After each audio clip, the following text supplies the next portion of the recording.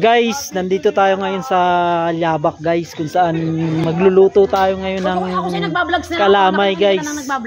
Kalamay para sa pagsasaluan namin mamayang New Year. Ayan guys, yan po yung mga kapitbahay nating mababait guys. Pero bago ko ipagpatuloy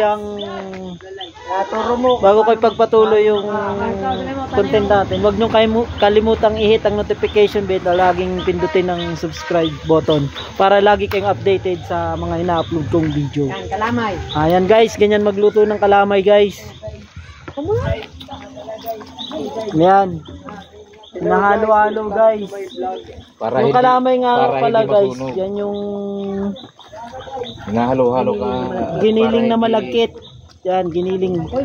Kailangan mo guys halu-haluin para hindi masunog. Ilagyan ng gata, ng soft drinks. Yan.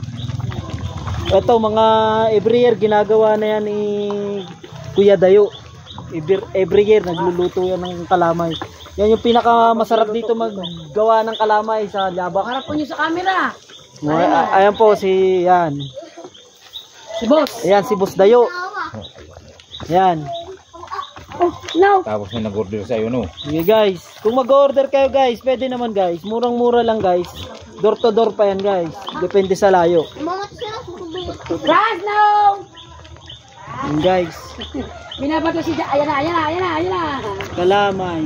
Malapit na yan guys, maluto guys.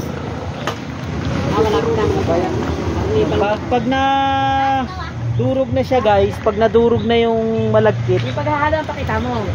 Pag nadurog na yung malagkit guys, ayan, pag nadurog na yan, medyo luto na yan guys, malapit nang maluto.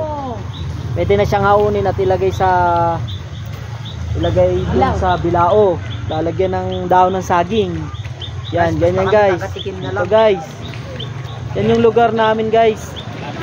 Sa Quezon, sa Liabak guys. Okay guys, maraming salamat guys. Sa mga hindi pa nag-subscribe dyan, subscribe na kayo mga tropa, sa mga nakakaintindi dyan. Salamat.